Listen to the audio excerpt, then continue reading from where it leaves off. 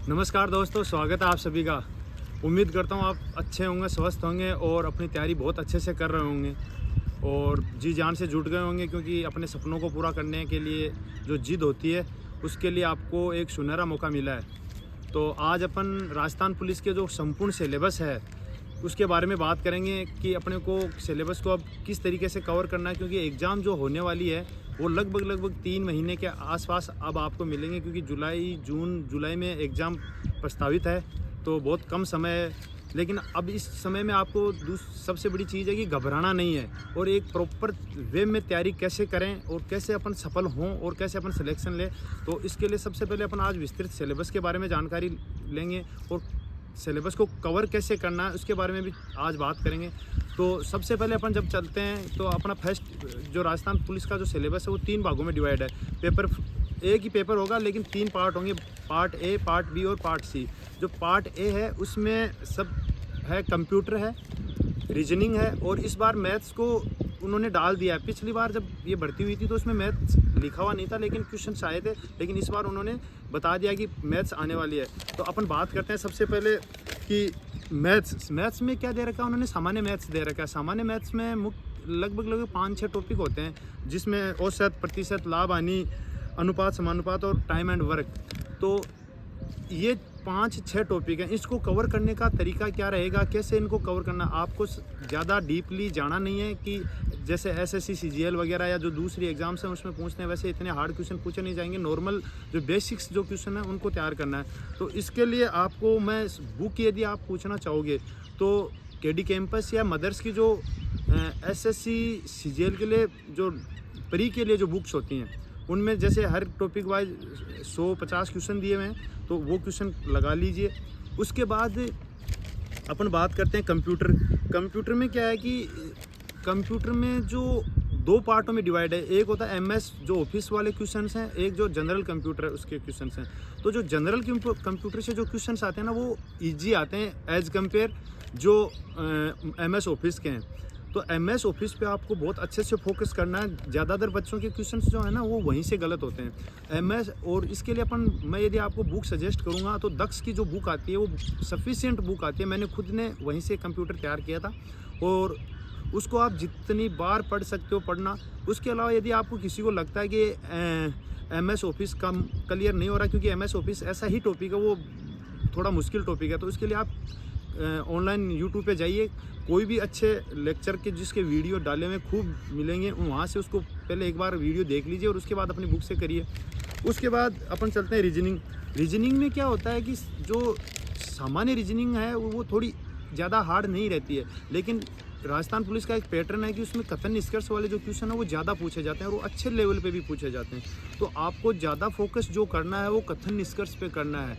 और कथन निष्कर्ष के लिए आपको आज कोई भी वीडियो जो मिल जाएंगे यूट्यूब पे, बहुत से टीचर्स डालते हैं, अच्छा जो वीडियो कंटेंट है उससे आपको अच्छे से करना। उसके बाद उसकी प्रैक्टिस अच्छे से करनी है, सबसे बड़ी चीज़ ये है। और दूसरी बात, राजस्थान पुलिस में बच्चे ये करते हैं कि कैलेंडर कितना पढ़ें, कैलेंडर पढ़ते हैं या फिर ये जो घड़ी वाले क्वेश्चंस हैं वो करते हैं। तो आजकल राजस्थान पुलिस में उससे ज़्यादा क्वेश्चन आ नहीं रहे, एक आधा क्वेश्चन करती है, तो उस पर ज़्यादा इतना फोकस करने की नहीं है।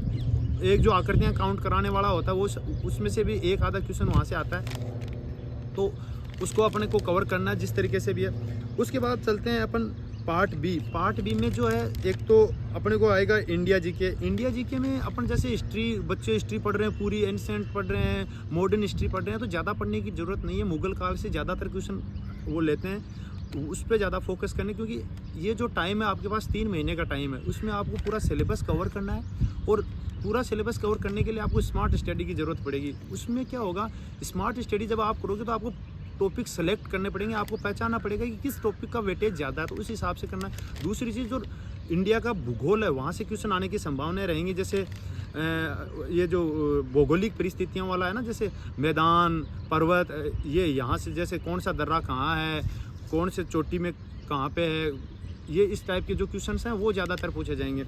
इसके बाद अपन जैसे करंट जीके हैं, करंट जीके के लिए मैं आपको सजेशन दूंगा, एक तो जो मूमल आती है, द्वैमासिक आती है, वो आप खरीद लो।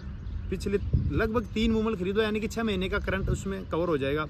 उसके बाद एक मैं आपको जो मैंने तैयारी करी और जिसमें मैंने जितने चीज़ें देखी उसमें नानक क्लासेज हैं, उनमें जो सर पढ़ाते हैं वो बहुत अच्छा करंट करवाते हैं, और लास्ट में वो जब एग्ज़ाम आती है तो 6 महीने या 12 महीने का एक साथ वीडियो बनाते हैं। वो करंट आप श्योर देख के जाना, उसमें से क्वेश्चन जो के त्यों छपते हैं। ये मेरा पर्सनल एक्सपीरियंस है। मैं आज भी जब आगे की तैयारी के लिए कर रहा हूँ तो मैं वहीं से ही वो चीज़ें पढ़ता हूँ। करंट का मेरा हमेशा एक ही रहा है, मूमल प्लस वो। उसके अलावा एक जो मेन चीज़ और है, जो क्रोनोलॉजी की जो बुक आती है हर महीने, उसके लास्ट में 10, 15, 20 क्वेश्चन दिए हुए होते हैं, वो एक ज़रूर कर लेना आप।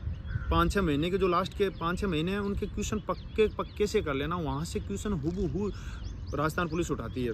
उसके बाद महिलाएं बच्चों के अधिकार हैं, उनके लिए ये जो योजनाएं राजस्थान की महिलाओं और बच्चों के लिए, उसमें से हमारे कपिल सर हैं, उनकी जो बुक आती है उसको ले लेना, या मानस पब्लिकेशन की भी बुक आती है एक, वो ले लेना। वहाँ से हो जाएंगे। वहाँ से अब इनमें रहेगा क्या कि जो महिलाएं बाल विकास ये बच्चों के अधिकार हैं, उनके लगभग 7-8 क्वेश्चन आपको मिलने देखने के लिए, तो ये भी इम्पोर्टेंट टॉपिक है। इसके बाद अपन चलते हैं जो थर्ड पार्ट है राजस्थान जीके। राजस्थान जीके में भूगोल, फिर वही भूगोल और कला संस्कृति का वेटेज सबसे ज़्यादा रहेगा दोस्तों। उस कला संस्कृति को बहुत अच्छे से पढ़ना, इजी में पढ़ना, क्योंकि बच्चे घबरा जाते हैं कि कला संस्कृति को देख के ये मंदिर कैसे याद होंगे, ये महल, ये किले कैसे याद रहेंगे। तो लेकिन ये जब 2-3 बार आप रिवीजन करोगे तो अच्छे से याद हो जाएंगे।